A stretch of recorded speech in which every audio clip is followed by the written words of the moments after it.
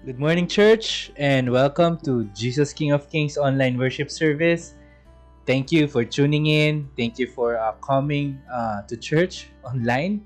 Today, as we are gathered virtually, and for those who are watching with their family within your home, I would like to read first a passage in Scripture as a reminder to us of what the Lord wants us to do or wants us to be in, regardless of what situation we're in right now. If you have your Bibles with you, could you turn it to 1 Thessalonians 5? Then we'll read in verses 16 to 18. I'll be reading this in the amplified version, so if you want to follow, you may do so. If you want to listen, that's perfectly fine. In verse 16 it says, "Rejoice always and delight in your faith. Be unceasing and persistent in prayer. In every situation, no matter what the circumstance, be thankful and continually give thanks to God. For this is the will of God for you in Christ Jesus." Says here, mga kapatid, to rejoice always, to pray unceasingly, and no matter what yung circumstances natin today. Now na bumalik tayo sa ECQ, medyo naging mas mahirap. But what the Lord is telling us is to give thanks. To give thanks to Him. And sabi nga po, di ba, sa Philippians, to do not be anxious about anything, but by prayer and supplication, let your requests be made known to God, and the peace of God, which surpasses all understanding, will guard your hearts and minds. Continuously, let's just be fix our eyes to the Lord. And I believe the Lord, we don't know how, or we might not see how these things are going to resolve itself, but sabi nga po ni Lord, all things work together for good, for those who love Him and for those who are called according to His purpose. Today, mga kapatid, can we close our eyes as I pray po for everyone. Father, maraming salamat because You are with us always. Lord, we thank You for Your goodness. We thank You for Your love. We thank You, Lord God, on a daily basis. Your presence is always with us. Lord, no matter where we go, no matter what we experience, any circumstances, Lord, na makita namin or makasalubong namin, Lord, we can always be confident that You are always with us. And You will never leave us nor forsake us. Father, maraming salamat po. And Lord, I give You all the glory. I give You all the praise. Thank You for Your wonderful presence in our homes, in our lives. In Jesus' name, amen. Church, thank you, and let's enjoy and be in the presence of the Lord today. God bless. Good morning, Jesus King of Kings. Magandang umaga po sa inyong lahat. Oh, how good and how pleasant it is when brethren dwell digitally together in unity. Alam niyo po, kahit po tayo ngayon ay magkakahiwalay, we believe na we are gathered as one. Tayo po nasa bahay po natin, we are as one in worshiping our Lord Jesus this very day. Amen. Do you agree na this is the day that the Lord has made? And therefore, we rejoice and be glad in Him. Pwede ba sabihin mo doon sa katabi mo ngayon, kasama mo sa bahay, anak, today is the day that the Lord has made. We rejoice and be glad in Him. Hallelujah. If you agree with us, can we give the best clap offering to our God? For He deserves it all. Yeah! Woo!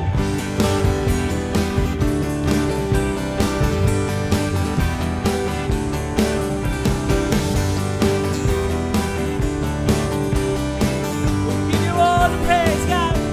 I'm casting my cares aside. I'm leaving my doubts behind. Setting my heart and mind on You, Jesus. And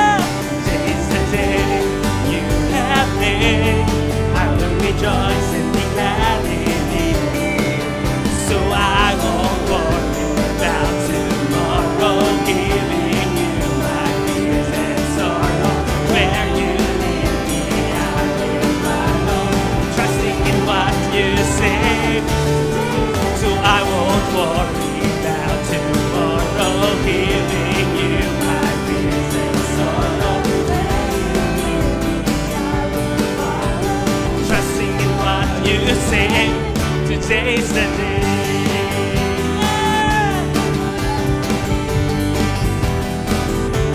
Today's the day you have made. I will rejoice and be glad in it. Today's the day you have made. I will rejoice and be glad in it. So I won't worry about tomorrow. Just thinking what you say. Today's the day. Come on. For the last time we say, today's the day that He has made. Today's the day you have made. I will rejoice and be glad in it. Today's the day you have made. I will rejoice and be glad in it. So I won't worry about tomorrow, giving you my fears and sorrows. Where you lead me, I will follow, trusting in what you say. Today's the day. Woo! Amen.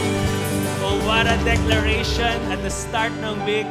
So I won't worry about tomorrow, giving you my fears and sorrows. Where you lead me, I will follow, trusting in what you say. Today's the day. Woo! Come on, can we give Him all the best praise today? Amen and amen. Alam niyo po, sabi po ng Bible na His promises are yes and they are amen. And because the perfect love of the Lord for us casts out fear, na tomorrow, kung ano man yung ating pupuntahan, saan man tayo dadalhin, I won't worry about it. Because today is the day that the Lord has made, and we will rejoice and be glad in it. Hallelujah. Can we give Him again the best praise today as we ask po si Ate Lira to lead us in prayer. Hallelujah. Amen and amen. Father God, I thank you po because mararanasan po namin that today po is the day po for us. Today is a day of our freedom. Lord, any fears, any worries po about tomorrow, sabi niyo po, you are handling it in your hand. And Lord, you are in control. Father God, I thank you because we know po and we believe that everything will be all right because ikaw po yung driver namin, ikaw po yung leader, ikaw po yung nangunguna sa amin. And Lord, I thank you because we can come boldly to the throne of your grace. And Lord, we will find help. We will find grace and mercy in times of need. We thank you, dear God. In Jesus' name we pray. Amen and amen and amen. Hallelujah.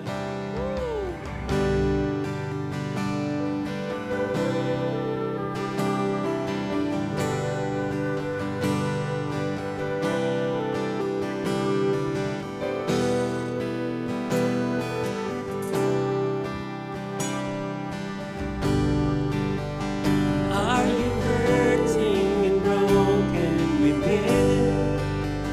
Overwhelmed by the weight of your sin? Jesus is calling. Have you come to the end of yourself? Do you thirst for a drink from the well? Jesus is calling. Oh, come to the altar. The Father's arms are open wide. Forgiveness was bought with the precious blood of Jesus Christ.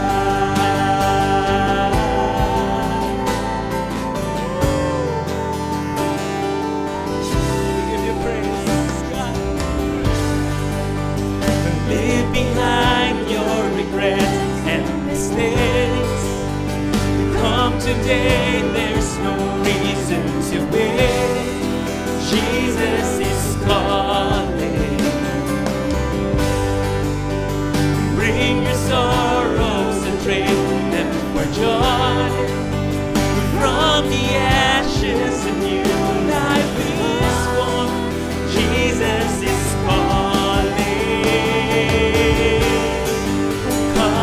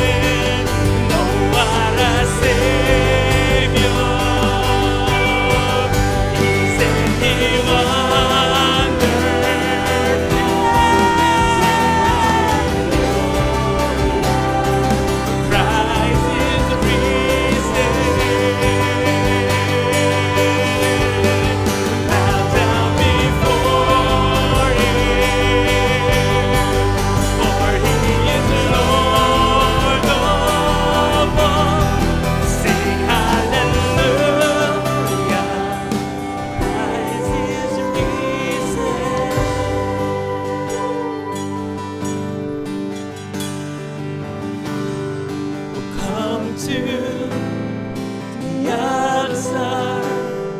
The Father's arms are open wide. Forgiveness was bought with the precious blood. Come on, church, come to the altar. The Father's, come on, just come freely to Him.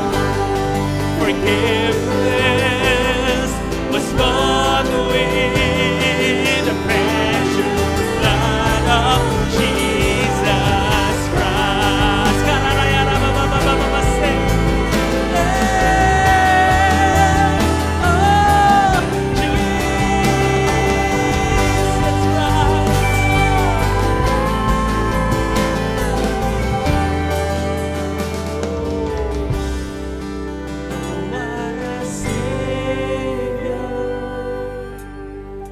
Isn't He wonderful?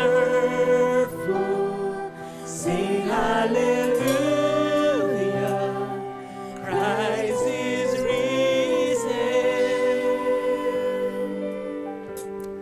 And bow down before Him, for He is Lord of all. Sing hallelujah.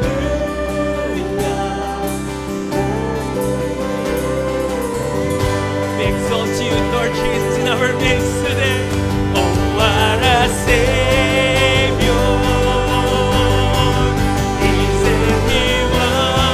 Isn't He wonderful? Sing hallelujah! Christ is risen. Bow down before Him. For He is Lord of all. Sing hallelujah. Christ is risen. And oh, what a Savior! Isn't He wonderful? Sing hallelujah.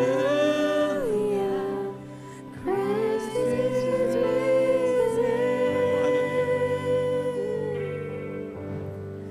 Bow down before Him, for He is Lord of all. Sing hallelujah. Christ is risen.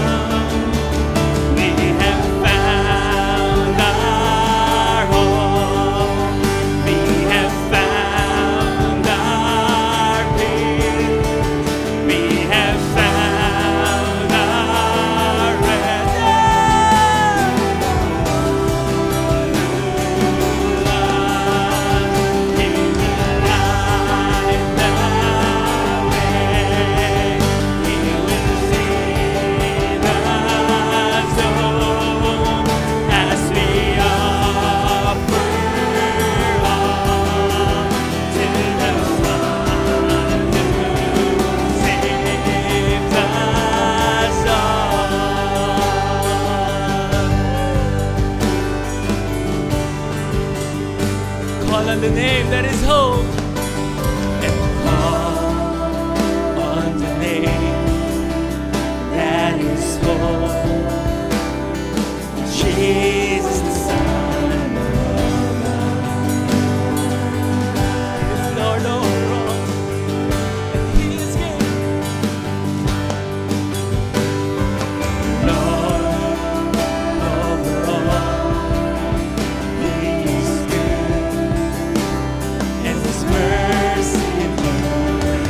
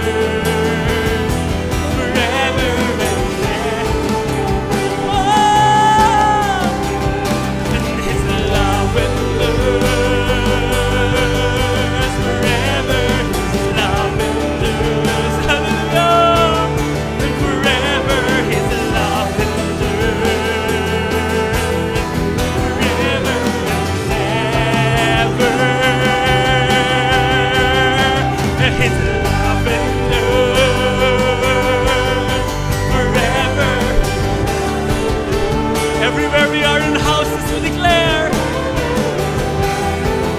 forever His love, forever and ever. His love endures, forever His love endures, forever His love endures, forever. Just sense His love, His embrace today. His love endures, forever His love endures, forever His love endures, forever and ever. We have found our home. We have found our peace. We have found our rest. To the one who loves, you will light the way. You will lead us home as we offer all to the one who says, we have found our home.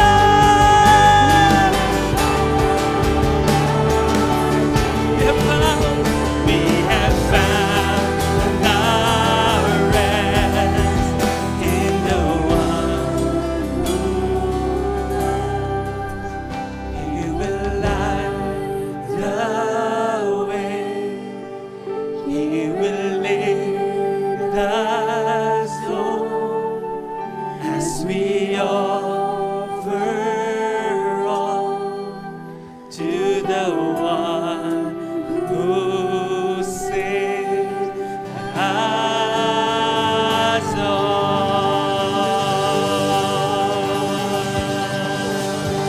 Hallelujah. Come on, church. Hallelujah. We give Him our praise. So wonderful, God. Just so glorious. Father God, marami pong salamat for allowing us po to be reminded this Sunday ng iyong pagmamahal. Na Lord God, your love endures. And Lord God, we are reminded sa Romans 8 na nothing shall separate us from your love. And Lord God, neither death, nor life, nor angel, nor principalities, nor famine, nor sword, Lord God, nor things present, nor things to come shall be able to separate us from your love. That's why we can declare your love endures. Your love endures for all generation and all time sa buhay namin. And Father God, right now as your people, we are rejoicing in your love, rejoicing in your embrace, allowing ourselves, Lord, to be right now, be full of your love, be full of your embrace. Lord God, maraming salamat because today, something amazing is going to happen sa buhay namin. Something spectacular because you are our God, you are our Lord. And Lord God, maraming pong salamat for the word that we are about to receive. Thank you for opening our eyes, opening our ears, and giving us a heart that can understand. Lord God, maraming salamat for today. We give you praise. We give you all the glory in the most mighty name of Jesus. And all God's people say, amen and amen and amen. Can we give him again the best clap offering in this place? Hallelujah. Amen. You may now po take your seat, mga kapatid, as we listen to the word of the Lord. A blessed Sunday sa inyong lahat, mga minamahal na kapatid sa Panginoon. Once more, tayo po ay naka-online worship service. At again, nagpapasalamat tayo sa ibinibigay ng Lord sa atin ng mga ganitong paraan na bagamat tayo ay hindi sama-samang nagkikita dahil nga po sa COVID-19 na baka marami ang mahawa, maapektuhan. So tayo ay sumasamba sa pamagitan po ng ganito. Again po, magandang umaga. And I would like to take this opportunity para batiin today, itong Sunday na to, si Efren Corillo na sumapit sa kanyang kaarawan today. Happy birthday, Efren. At si Bernadette Tolentino. Bernadette, happy birthday. God bless us. God bless you. And may the Lord continue to strengthen you sa inyong life. If you need strength, God will strengthen you spiritually, physically, at sa lahat ng area na inyong life. Sa umaga pong ito, nais ko magbigay ng topic at gusto ko muna magtanong. Lalo na po sa mga nagbabasa ng Biblia, nag-aaral ng Biblia, sa mga mananampalataya na tayo ay naturuan na isa sa malaking kapakinabangan sa ating Christian life ay tayo ay magbasa, mag-aral ng banal na kasulatan. Meron pa nga po tayong tinatawag na mga Bible study. But I would like to ask you a question. Napansin po ba ninyo na marami sa mga ating natututunan ay parang tila baga hindi nangyayari? Matagal na po ninyong alam ang tinatawag po natin na healing, pero merong nakakaranas, pero marami ang hindi nakakaranas ng tinatawag nating healing. Marami ang naniniwala sa long life na sinasabi ng banal na kasulatan. At marami din po tayong kakilala na hindi nakaabot ng tinatawag na long life or hindi nila naranasan na sila ay satisfied sa banal na kasulatan o satisfied sa buhay na ipinagkaloob ng Panginoon sa kanila. This morning, paintulutan po ninyo na magturo ako sa inyong lahat ng mga pinakita ng Lord, tinuro ng Lord, kung paanong ang salita niya na ating binabasa. Meron po tayong Bible, hindi ko alam kung anong version ang ginagamit po nyo, whatever version it is, hindi po yun mahalaga. Mahalaga ang salita ng Diyos ay nangungusap sa inyo at nangyayari sa atin ang sinasabi niya. Meron siyang sinabi na kagalingan, nangyari po ba yun sa atin? Meron po siyang sinabi na kalakasan, nangyari po ba yun sa atin? And so today, let me bring you to that message, so that lesson. Ito po yung tinuro ko sa Bicol, so kung meron mga taga Bicol na nakakapakinig ngayon, itong araw ng linggong ito, magandang umaga sa inyo mga kapatid. And let me all bless you in Jesus' name. At naniniwala ako na kayo na mga nakasama ko doon ay magiging parang reminder itong message na to na pag-aaralan natin. I would like us all to turn our Bible sa tinatawag po nating John 8:32. Ang sabi po diyan, basahin po natin, and you shall know the truth, and the truth shall make you free. Ang title po natin this morning ay wala iba kundi Knowing by Revelation the Truth Sets You Free, or Knowing the Truth by Revelation Set People Free. Meron pong tatlong salita dyan na gusto kong bigyan ng pansin. Una, yung salitang know. Pangalawang salita ay yung truth, which pertains to the Lord Jesus, at ang salitang free. Parang ibig sabihin nito, kung ilalagay po natin sa pinakasimpleng salita, may malalaman kang katotohanan at yung katotohanan na yon ay magpapalaya sa iyo. Well, to inform you, tayo po ng mga nag-aaral ng Biblia ay marami na pong alam. Marami na po tayo natutunan at alam natin yung natutunan natin hango sa Biblia. At ito po ay mga katuruan din tungkol sa Panginoong Jesucristo. At ang nagiging katanungan natin, bakit ganon? Marami na tayong nalaman tungkol kay Kristo. Marami na tayong alam tungkol sa ginawa ni Kristo, pero bakit tayo ay tila baga hindi pa malaya? For your information lang po. Ako, kayo, marami nang alam. Pero ang tanong natin ngayon, yung bang ating alam has already set us free. And the reason kung bakit ko po ito ibabahagi sa inyo, sapagkat ito po ay ginawa ng Diyos, pinahintulutan ng Panginoon Diyos na malaman ko at makalaya ako sa maraming mga bagay. And I'm so thankful to that.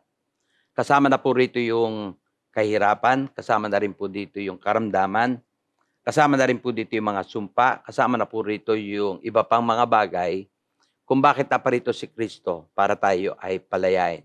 And let me give you the good news. He came to set you free. Amen.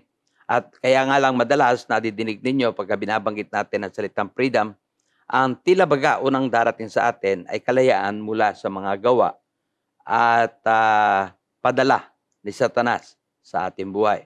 Well, the truth is, kung ano man ang umaalipin sa atin, I'd like you to know na pagka nalaman mo ang katotohanan, yung katotohanan mismo, magpapalaya sa atin. Amen. So ngayon, gusto ko pong ibigay po ito sa inyo, and I would like to explain this verse.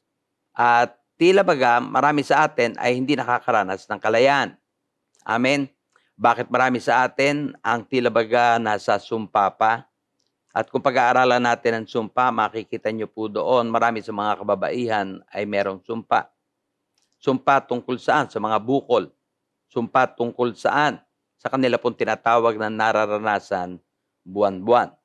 At ganoon din naman po yung iba natin mga kapatid na kalalakihan, yung tinatawag na kahirapan, tawag na kahirapan para maghirap ng gusto sa pagtatrabaho. That's part ng tinatawag nating sumpa. At kung gusto niyo malaman ng mga sumpa, mababasa niyo po ito sa Deuteronomy chapter 28. Kumuha po kayo ng English Bible, Tagalog Bible, at yung mga ilan para maintindihan po ninyo yung binabanggit doon na sumpa. At gusto ko malaman po ninyo, sa totoo lang, ang sumpa ay wala na akong karapatan at kapangyarihan sa buhay ng mga mananampalataya. Kaya nga po, today my topic is malalaman mo ang totoo. Malalaman natin ang katotohanan. At ang katotohanan ito na alam natin ang magbibigay kalayaan sa ating buhay. Amen. Now, number one, gusto ko malaman ninyo na kung ito po yung ating tutunghayan, ito po ay una sa lahat, hindi po knowing by our mind. Take note. Dahil kung ganyan lamang na malalaman natin ang katotohanan, naniniwala po ako na marami na po tayong librong pwedeng basahin. Ang Biblia pwede natin basahin ng ilang beses. At kung ito'y knowing by the mind, then dapat talaga tayo ay malaya na. Pero I would like to establish today, number one, hindi po ito knowing by our mind. Amen? Sa totoo lamang ay pati gusto kong malaman ninyo na ang ating Christian life is not through our mind alone. Amen? Our Christian life, nag-start po tayo in the area ng spirit. Dati tayong patay in the spirit, pero God made a way kung paano mabubuhay tayo in the Spirit. Kaya nga po mababasa po natin itong Ephesians 2:1, and you He made alive, take note, who were dead in trespasses and sins. Binuhay tayo dahil kasi dati tayong patay. At alam niyo istorya na si Adan at si Eva, pinagbilinan ng God, na huwag kakanin yung bawal na prutas, the tree of the knowledge of good and evil. At pagka kinain nila yung prutas, sila ay mamamatay. And you know na ang namatay kay Adan sa kay Eva ay hindi yung kanilang katawang lupa. Namatay sa kanila yung kanilang relasyon sa Diyos. That pertains to the Spirit. And that day, nung sila po'y pinaalis na sa Garden of Eden, pinabantayan ng Panginoon Diyos ang tinatawag po nating halaman ng iyon. Para sa ganon, hindi magkaroon ng pagkakataon si Adan sa si Eva na magkaroon ng buhay na walang hanggan nang hindi po nadidil sa kanila yung resulta ng kasalanan na kanilang nagawa. And so for your information again, let me go back.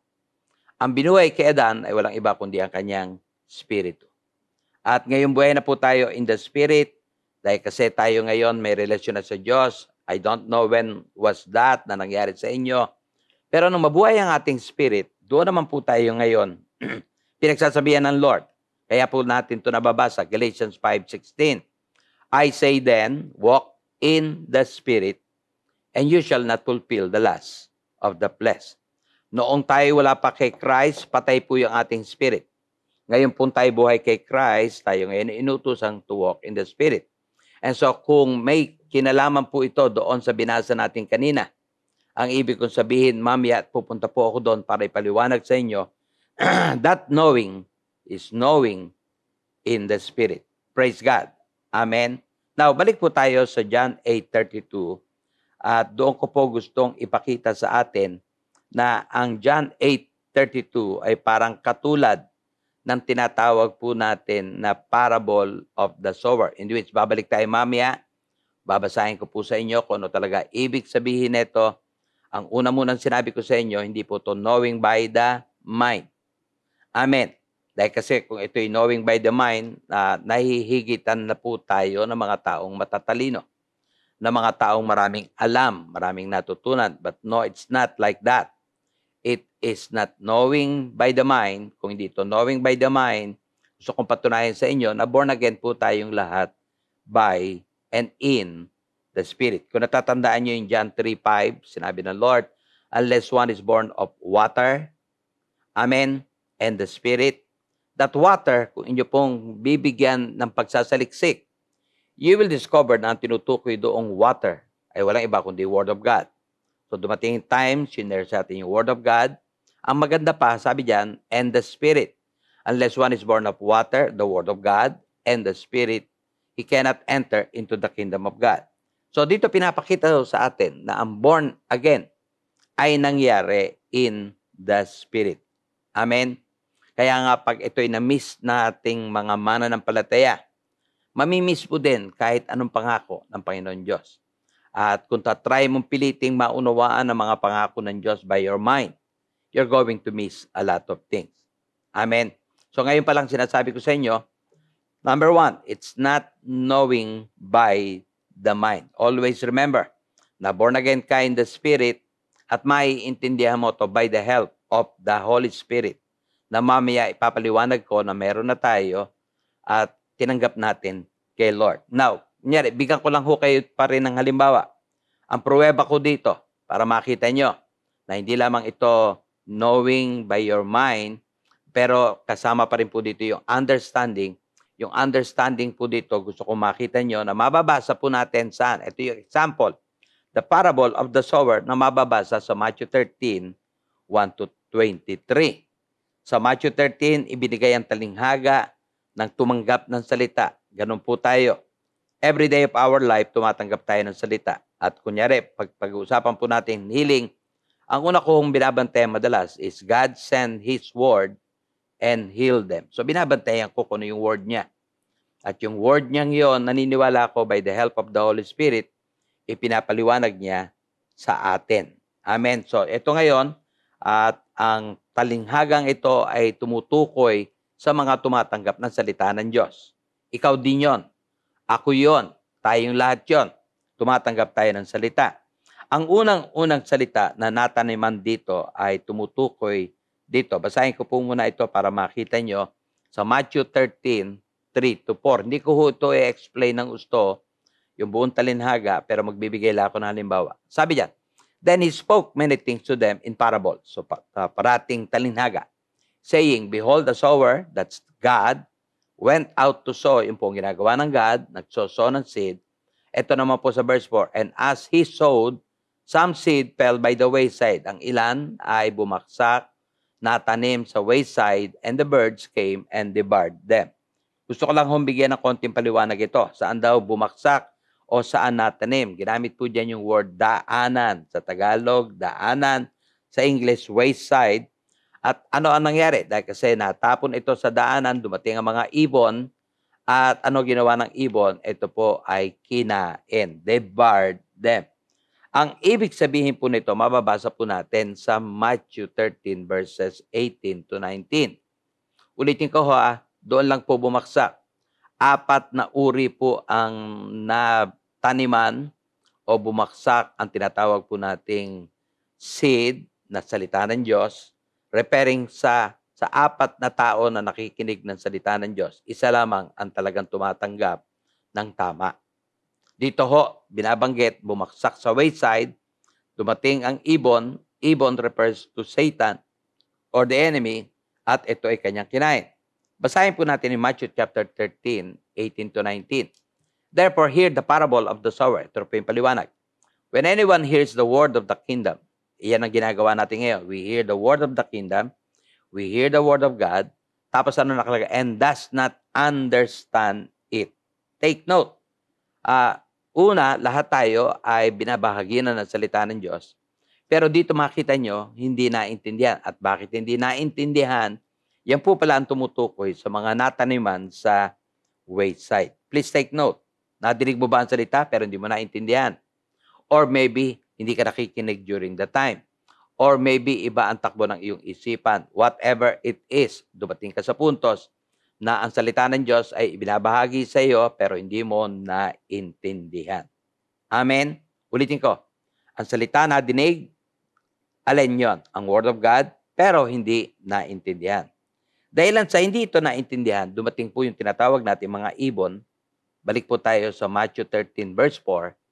At dito natin nakita na yung ibon na yan ay walang iba kundi ang evil one. Saan natin ito nabasa? Nabasa natin sa Matthew 13:4, dumating ang ibon, kinain yung binhi. Sa Matthew 13 verse 8, dito tinukoy ko ano yung ibon na yan.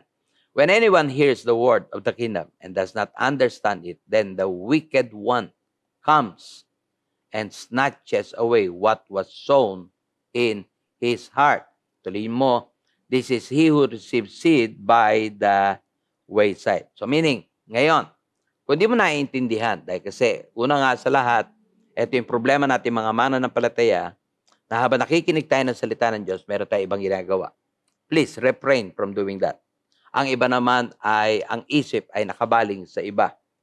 Ang iba naman, ang puso ay nakabaling sa iba. Please, right now, the parable of the sower was given para maintindihan natin na tayo na nakikinig ng salita ay meron dapat gawin para yung salita na nadinig natin ay umanay, tumubo, maganap, mangyari sa ating pong buhay. Maliwanag po ba? Maliwanag po ang parable of the sower. It was given to show the believers. Tayo po yun. Para makita natin mga mananampalataya, paano ang salita ng Diyos na itinatanim niya ay tutubo. Take note po ulit. Out of 4 na tinaniman. Amen. Isa lamang ang tumanggap at isa lamang ang umani ng 100%, ng 60%, ng 30%. Maliwanag ang salita po ng Panginoon Diyos. Kung knowing by the mind lamang po ito, o kung hindi knowing by the mind pala ito, then ano itong knowing na ito, Pastor? Nababalik po tayo ngayon sa John 8:32. Ano sabi natin sa John 8:32? And you shall know the truth, and the truth shall make you free. Ito pong knowing na to ay may mas malalim na kahulugan. At tinignan ko po sa Greek Bible, I find out what know in the Greek was.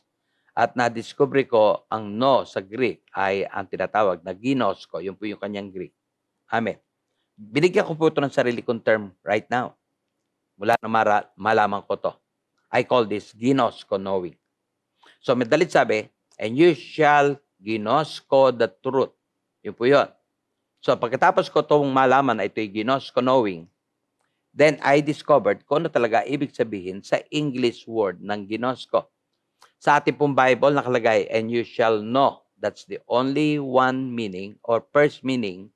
Hindi po pala the only one, kundi the first meaning ng tinatawag nating know na na-translate from Greek. Ang totoong translation po ng ginosko sa Greek in English ay walang iba kundi ito po.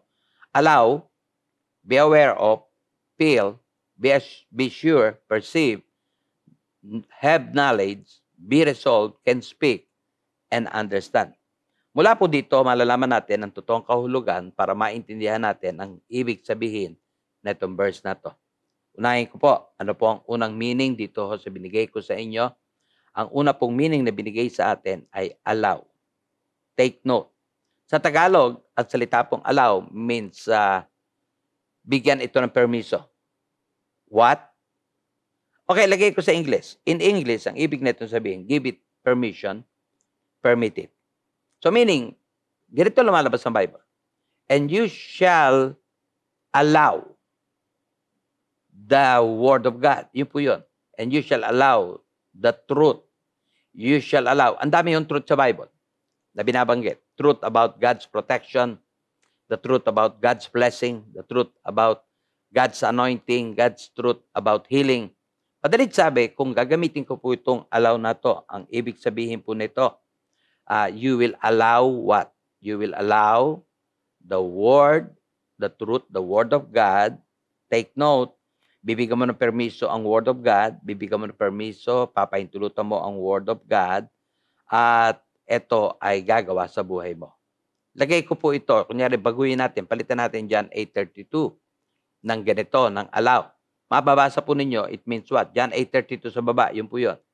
And you shall allow, permit, give permission to the truth, and the truth shall make you free. My God, ito po pala isang problema ng mga mananampalataya na hindi natin nabibigyan ng pahintulot ang salita ng Diyos sa buhay po natin na gumawa sa buhay natin. Please take note of that word. Amen? Ang ibig sabihin nito, pahintulutan mo, kapatid. Amen? Maraming beses ka na nagbabasa ng banal na kasulatan, pero madalas kasi pagka nagbabasa tayo ng banal na kasulatan, nakatingin tayo sa ibang tao. Nakatingin tayo sa ginagawa ng ibang tao.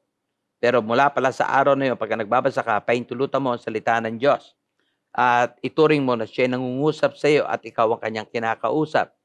At kung ikaw ang kanyang kinakausap at totoo naman tayo ang kinakausap ng Panginoon Diyos, pahintulutan mo ang salita ng Diyos na kumilos sa iyong buhay. At kunyari nagsalita ang Diyos, ikaw na matigas ang ulo. Huwag mong titignan yung iba nating kasama, kakilala na matigas ang ulo. Tignan mo ang sarili mo sa angkang area matigas ang ulo at pahintulutan mo ang salita ng Diyos na kumilos sa iyo. Amen. I would like you to take note of that. Kaya pala, madalas, yung mga pangako niya, lalo na mga pangako, mga promises of God. Kaya pala, hindi nangyayari sa buhay natin dahil ibang tao ang nakikita natin. Maybe nakatingin ka lamang doon sa promises niya para sa iyo, pero pagka may sinasabi ng God na dapat i-correct, ay nakatingin na tayo sa ibang tao. The first meaning, and I use this word, amen, allow. Allow God, permit God para kumilos sa iyong buhay. Yung no, palitan mo ng allow. Take note, basahin mo yung nasa baba, and you shall allow. Ikaw yan, ha? You shall allow, you shall permit, you shall give permission sa word of God na kumilos sa iyong buhay. Pangalawa, balik po tayo para makita natin ang another meaning. Hindi lamang po pala allow, I discovered. Again, allow, be aware. Highlight ko yung the word be aware. Amen? At ang salitang to be aware means what? It means knowledge, meron kang knowledge, at ikaw ay well-informed. Meaning, knowledge, alam mo, nalalaman mo, well-informed, ika nga, knowledgeable ka, ikaw ay conscious, may malay, ikaw ay gising, ikaw ay alerto, ikaw ay alisto, ikaw ay bibo. So ganito lalabas ang salita na pinalitan natin. Amen. You shall be aware. Again di ba sabi natin kanina, anong verse natin? You shall know. Pinalitan natin yung know. Ngayon, palitan natin yan. You shall be aware. Amen. So knowing is none other than having knowledge, being conscious, being informed, knowledgeable, being alert. At kung ilalagay na po natin muli doon sa ating passage, John 8:32, ganito lalabas. Pinalitan lang natin yung salitang know. Although nandito you know, and you shall know, have knowledge, be conscious, well-informed, knowledgeable, alert of the truth. Meaning, ikaw ay knowledgeable talaga. Ikaw ay conscious.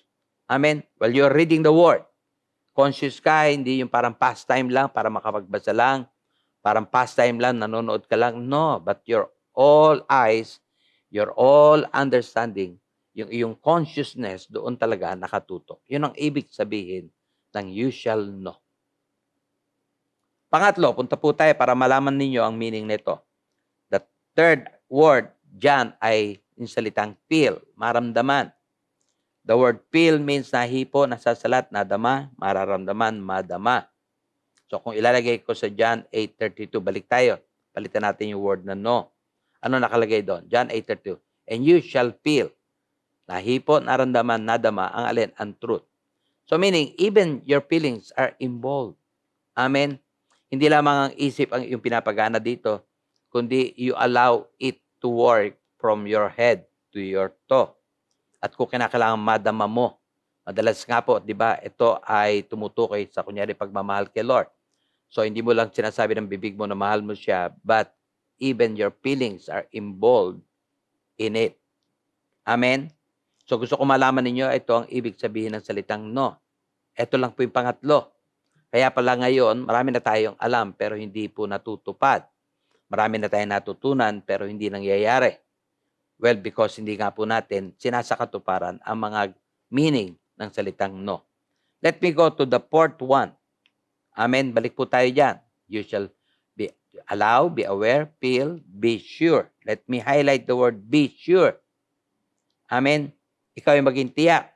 Nangangulagan ito ng ganito. Kunyari, balik ulit tayo. You shall know, be sure. Ito, anong ibig sabihin nun? You are free from doubt. Oh my God. Wala kang duda. Tiwalang-tiwala ka. Ikaw ay kumbinsido. Siguradong sigurado. Wala kang kaduda-duda. Ito po ang nangyayari sa marami. Amen. Kaya yung kanilang pananampalataya ay hindi lumalago. Ang kanilang pananampalataya, yes, they know the word. Pero pag kami nangyari, referring to the word, una sa lahat, hindi kasi sila sigurado. Kunyari katulad ngayon, meron po tayong COVID na lumalaganap sa buong mundo. At marami ho talaga natatakot. Hindi ko pwedeng sabihin, hindi naman ako takot. Pero, ang mga kapatid, wala ho akong kaduda-duda sa pag-iingat ng Panginoon Diyos. Ako po'y tiwalang-tiwala na kahit saan ako magpunta, sinusunod ko po yung tinatawag natin protocol. Amen. Na pagka lumabas, nagsusuot ng mask, naglalagay ng face shield, at hanggat maaari tayo ng mga mananampalataya, marami tayong mga iniiwasan, sinusunod po natin yung protocol na tawag ng gobyerno. But, again, are we sure na talagang ang Diyos natin, iingatan tayo? I'm very, very, very sure about that. Hallelujah. Kaya po pala, sabi diyan, and you shall know, be sure. Saan ka magiging sure? Kay Christ. Pertaining to Christ. Hindi po topic yun ngayon. Pero ang dami niyang ginawa. Na sa ginawa niyang ito, kaya tayo laging libre at naging malaya sa sumpa, naging malaya sa kasalanan, naging malaya even sa kamatayan. And take note of that, mga minamahal na kapatid. Kaya kung ilalagay po natin ng John 8:32, ito na po yun. And you shall be sure, be freed from doubt, walang duda, tiwalang-tiwala, kumbinsido, siguradong sigurado, wala kaduda-duda saan sa truth. That is John 8:32. At ano pangako sa John 8:32? Amen, malalaman mo ang katotohanan at alam na natin kung ano ibig sabihin na malalaman ang katotohanan. At ito ina-apply mo sa life mo. Ginawa mo to. Binigyan mo ng pansin mula sa araw na to. Anong sabi? Ikaw ay magiging malaya. Take note of that. Let me go to the fifth one. Balik po tayo sa panlima. nakalagay po dyan, perceive. The word perceive ay ginamit, maunawaan, maintindihan. It means what? The word perceive means, one, to recognize. Pag sinabi ko recognize, makilala, mapansin, mamukaan. It means to discern, malaman, mabatid. And it means to understand. Ito na po yung salitang naunawaan. So, ilagay ko lang po sa Tagalog para makita nyo. Yan po yung English, to recognize, to discern, to understand. Yung pong word na perceive. Yung pong perceive, galing po sa ginosko. Isa doon po itong salitang pwedeng ipalit sa you shall know. Imbis na ilagay mong you shall know, you shall perceive. Sa wikang Tagalog, ito po yung mga salita. Maintindihan, maunawaan, mawatasan, malaman, mabatid, at pagkatapos makilala. At kung ilalagay ko ang John 8:32 sa ganoong mga pananalita, ito po ang lalabas. And you shall perceive, take note, recognize. You shall discern, sa Tagalog, maintindihan, maunawaan, mawatasan. Brethren, pinapakita ko lamang po ito sa inyo para malaman nyo na hindi po ito head knowledge. Amen? This is not knowing by your mind. Kung knowing ito by the mind, mapalad yung mga tao talaga matatalino.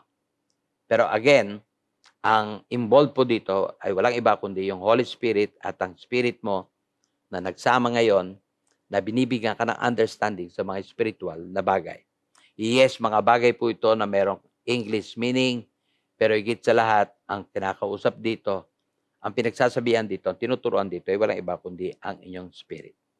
Amen. And I so thankful to God. At doon ko po kayo dadalhin. Pero bago ko kayo dalhin doon, eto pong susunod na salita, knowledge, I will give this to all of you na nakikinig para maging assignment. Amen. Research po ninyo. Ano ibig sabihin yan? Halos binanggit ko na doon sa ilang mga salita na ginamit ko kanina. Tapos yung pangalawa, be resolved. Pagkatapos, can speak. At pagkatapos, understand. Naniniwala po ako na kung inyo itong sasaliksikin, I believe God will give you understanding. God made the promise na ang Spirit nasa atin para tayo turuan. And please, don't forget that. It's the Holy Spirit that will teach you. It's not actually primarily for your mind. Pero kailangan naiintindihan po ninyo. Kailangan involved yan. Mind and your emotions involved. At siyempre, higit sa lahat, gusto mo to. Kaya nga po, ito ay may bahagi ng soul na una, ang mind mo, naka-ready, ang emotions mo, tanggap ito, ang will mo, ginugusto ito. Kaya pala, if you will read some part of the Bible, kunyari, bigyan ko kayo ng example, bakit ganito? Pansinin po ninyo, bigyan ko kayo ng ilang mga nakasulat sa Proverbs. Proverbs chapter 2, verse 1. My son, if you receive my words and treasure my commands within you. Take note. Kung tatanggapin mo daw ang kanyang word at ite-treasure ang commands niya. Wow, parang ang involved dyan, feeling. Proverbs 3, 1-2. My son, do not forget my law, but let your heart keep my commands. For length of days and long life and peace they will add to you. Oh my God. Amen. Hindi lamang po ang pinagsasabihin dyan ay yung mind ninyo na dapat ito'y alam mo, pero diyan binabanggit, even your heart should keep the commandments of God. Basa pa ho ako. Mababasa sa Proverbs 4:1. Hear, my children, the instruction of a father, and give attention to know understanding. Proverbs 4:4. He also taught me and said to me, let your heart retain my words, keep my commands, and live. Ganon din po sa Proverbs chapter 4, 5-7. Get wisdom, get understanding. Do not forget, nor turn away from the words of my mouth. Do not forsake her, and she will preserve you. Love her, and she will keep you. Wisdom is the principal thing. Therefore, get wisdom. And in all you're getting, get understanding. Actually, pag binasa po nyo ang karaniwan sa Proverbs, magugulat po kayo. Pertaining po yon saan? Actually, hindi lamang ho tayo tinuturuan na dapat yun ibahagi ng buhay natin, kundi pinapakita sa atin na yun talaga ang buhay natin. Amen. So ngayon, ulitin ko po. Ano po itong binasa ko kanina na John 8:32? This is not knowing by your mind lang. Kaya nga po pinasimulan ko, pinakita ko sa inyo na born again tayo in the Spirit. Buhay na po yung ating spirit. At pangalawa, ito ang gusto ko ipaliwanag din. Ang John 8:32 is knowing by revelation. Ito po'y kapahayagan. Ito po'y pagsisiwalat, pagbubunyag ng Ama at ng Banal na Espiritu Santo sa atin, sa inyo na mananampalataya. I'm a believer. Actually, babasahin ko ho sa inyo isang bahagi ng passage ng scripture to show you na nangyari po pala itong tinatawag nating revelation. Matthew 16:13. When Jesus came into the region of Caesarea Philippi, he asked his disciples, saying, "Who do men say that I, the Son of Man, am?" May mga tao, they are gathered. Tinanong ni Christ yung mga tao, "Who do people say that I am?" Ito po ang sagot ng mga tao. Basahin po natin ang verse 14. So they said, some say John the Baptist, some Elijah, others Jeremiah, or one of the prophets. So pertaining to the people listening to him, meron silang pagkakilala kay Christ. Isang propeta, isa sa mga propeta. Dito ho, binaling ni Kristo ang kanyang pananaw kay Pedro at kanyang mga disipulo. Ito po ang kanyang ginawa. He said to them, "But who do you say that I am?"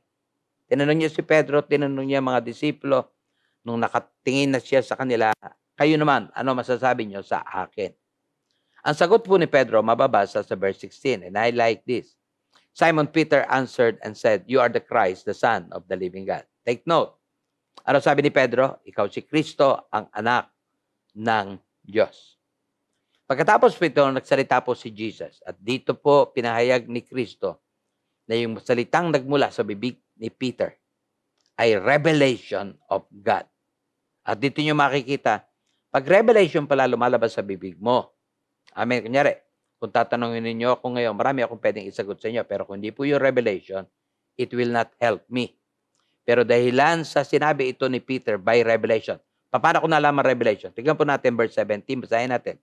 Jesus answered and said to him, "Blessed are you, Simon Bar-Jonah, for flesh and blood has not revealed this to you, but my Father who is in heaven." Maliwanag ditong binanggit ni Kristo na yung lumabas sa bibig ni Pedro ay hindi resulta ng kanyang isipan, resulta ng kanyang kaalaman. Ito ay ipinagkaloob ng Ama sa langit. Ang tawag po natin diyan, revelation. At dahil revelation ang tinanggap ni Pedro, dito ho nagpasimula yung tinatawag natin blessing. Una, anong blessing? Blessed are you. Amen. Unang blessing ni Pedro, pagka revelation ang tinanggap nyo, mabe-bless kayo, hindi ho pwedeng hindi. Take note of that. Kaya kanina inumpisahan ko, bakit marami na tayo yung promises ng God na alam pero hindi nangyayari? Because hindi ho natin ito natanggap by revelation. Are you listening? Amen. Pagkatapos po nito, verse 18, dito ho natin nabasa, "And I also say to you that you are Peter, and on this rock I will build my church, and the gates of Hades shall not prevail against it." Nandito po yung isang resulta ng revelation. Pinalitan na kanyang pangalan mula Simon Bar-Jonah, anak ni Bar-Jonah, si Simon, Pedro. Pero tinawag siyang Peter, means rock. At ano sabi ni Christ? On this rock. Meaning, on this revelation na tinanggap mo, that will be a rock to you. Walang pwedeng makasira niyan. Walang pwedeng, sabihin po natin, even the gates of Hades, impyerno, sa ilalim ng lupa, ang makakapanaig sa dineclare mo.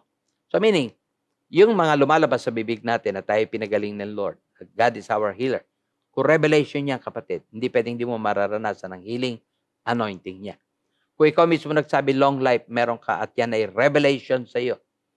Kapatid, mahaba buhay mo dito sa lupa. And I'm telling you that. Kailangan po pala, again, babalik po tayo, hindi yun knowing by your mind. Kung tayo nagpasimula, it is knowing by revelation. Basahin po natin ang huling talata. "And I will give you the keys of the kingdom of heaven. And whatever you bind on earth will be bound in heaven. And whatever you loose on earth will be loose in heaven." Because may revelation ka, ikaw mismo. Ano man ang iyong kalagan dito sa lupa, kakalagan sa langit. Ano man ang talian mo dito sa lupa, tataliin niya sa langit. Kaya nga, napakahalaga na ikaw ay natututo, meron ka natututunan, meron ka nalaman by revelation. Balik po tayo. Hindi po ito knowing by your mind. Thank God kung ito'y naintindihan mo by your mind. Thank God marami ka nalaman. But again, number 2, importante, it is knowing by revelation. And I really believe, kailangan tayong lumalapit kay Lord by revelation parate. Pangatlo, gusto ko malaman mo, maintindihan mo, itong knowing na to is the enlightenment of the Holy Spirit, which is also related doon sa word revelation. So kung basahin po natin itong 2 talatang ito, ang sabi dito, whose minds, kaninong mind? Ating mind. The God of this age has blinded. So meaning, andyan si Satan, ang ginagawa ni Satan, iba-blind niya ang mind mo. Bakit iba-blind ni Satan ang mind mo? Who do not believe. Take note of that word. Balikan po natin. Whose mind, the God of this age, si Satan yan, has blinded. Bakit? Who do not believe. Dahil kasi pag naniwala ka, kaya nga, ang unang-unang ginagawa ko parate, whatever I read in the Bible, tinatanggal ko, nire-review ko ang doubt, tinatanggal ko yung mga pagdududa talaga, di ko ini-entertain. Basta inilalagay ko ang sarili ko sa area ng paniniwala. I just believe. Bakit? Lest the light of the gospel of the glory of Christ, yan po yung enlightenment, who is the image of God, should shine on them. So meaning, ngayon, eto po ako. I'm reading the Word. Kapag nagbabasa ako ng Word and I put my faith in what I'm reading, naniniwala ako dyan. Sinabi niya, magpapagaling may karamdaman, naniniwala ako dyan. Sasalita ng ibang wika, naniniwala ako dyan. Amen. Anong gagawin ng God? Meron pong liwanag, hindi ko man po ito nakikita, at iniilawan yung aking binabasa para sa ganon maintindihan ko. And please take note of that. Basahin po natin yung pangalawa, 2 Corinthians 4:6. For it is the God who commanded light to shine out of darkness, who has shown in our hearts to give the light of the knowledge of the glory of God in the face of Jesus Christ. For me, I can suggest one thing sa inyo po ngayon, habang nakikinig po kayo. Pwede po ba, starting today, basahin po ninyo itong Ephesians 1:17 and 19 at isama po ninyo sa prayer. Ipag-pray po ninyo. Pastor, ano ipag-pray ko? Ito po, that the God of our Lord Jesus Christ, the Father of glory, may give to you the spirit of wisdom and revelation in the knowledge of Him. You just pray. Declare po ninyo. Pasalamatan niyo ang Lord. Lord, salamat. Bibigyan mo ako ng wisdom. Bibigyan mo ako revelation. Bibigyan mo ako ng understanding. And I claim that. At kinabukasan, ipag-pray mo ulit. Ipag-pray mo until it happens in your life. Verse 18. The eyes of your understanding being enlightened, that you may know what is the hope of His calling, what are the riches of the glory of His inheritance in the saints, and what is the exceeding greatness of His power toward us who believe, according to the working of His mighty power. It's my prayer, mga minamahal na kapatid sa Panginoon, today, na iyong mararanasan, iyong may experience, any promises na kiniklaim mo kay God. Kaya ko po ito minensahe para sa ganoon bigyan paalala lahat. Ako, kayo, paalalahanan na ang salita ng Panginoon Diyos, sabi niya, nangako siya, and you shall know, malalaman daw natin ang truth, and the truth shall set us free. At kaya tulad ng binanggit ko kanina, marami na po talaga tayong alam. Pero bakit yung mga alam natin hindi nangyayari? All because ang nangyari po sa atin, nalaman natin ang mga katotohanan ngayon by our mind lang. Amen? So I'm challenging you right now. Kailangan pala, alam mo to by revelation. Ito yung enlightenment ng Holy Spirit. At paano to mangyari? Start praying. Start praying. Start understanding. Amen? Habang nagbabasa ka, huwag ka magbasa ng mabilis. At habang kiniklaim mo to, really claim until faith arises from your heart. Mga minamahal na kapatid sa Panginoon Diyos, naniniwala ako, God will fulfill all His promises sa atin. Pwede po bang itaas ninyo inyong kamay? Let me bless you right now in the name of Jesus. Naniniwala po ako, the same revelation binigay ng God sa akin will be the revelation that God is about to pour out sa inyo lahat. Ama namin sa langit, nagpapasalamat kami sa magandang umaga na binigay mo sa amin.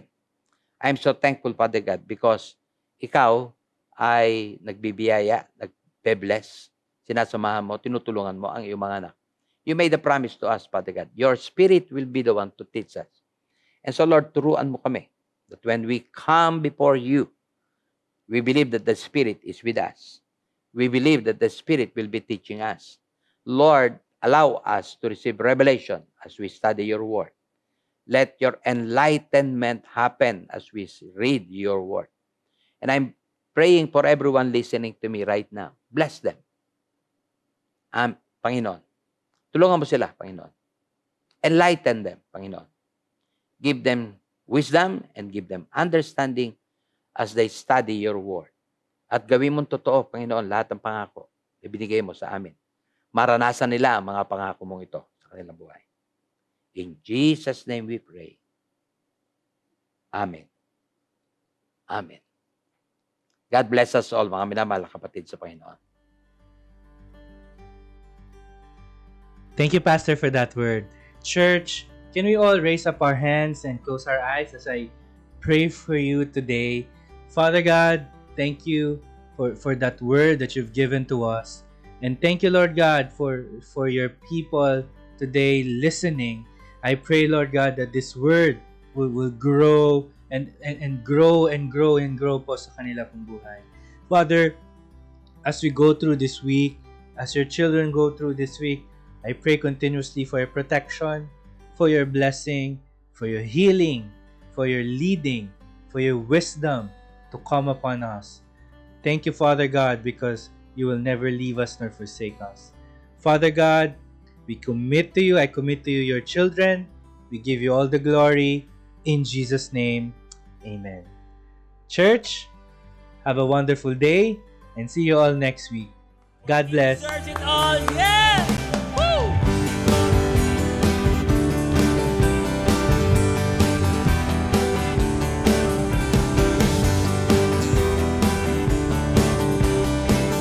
Give you all the praise, God.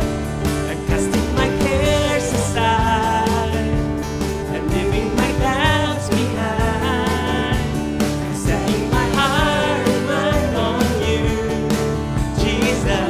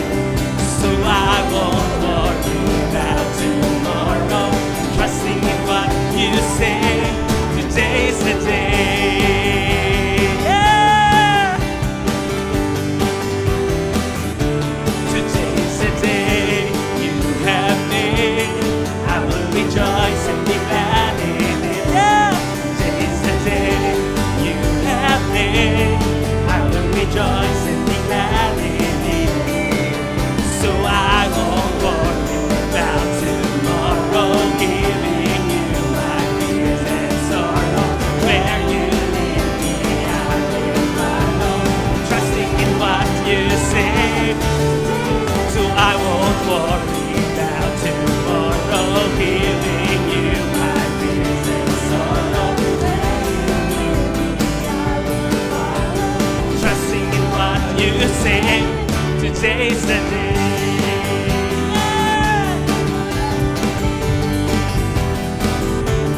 Today's the day you have made. I will rejoice and be glad in it. Today's the day you have made.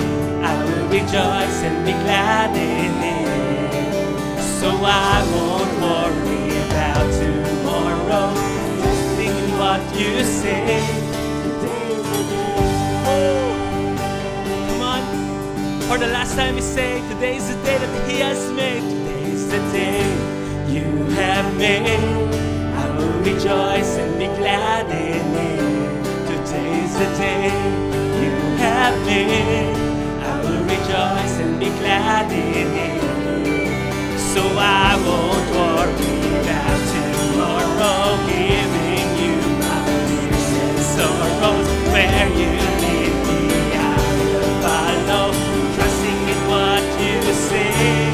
Today's the day. Woo!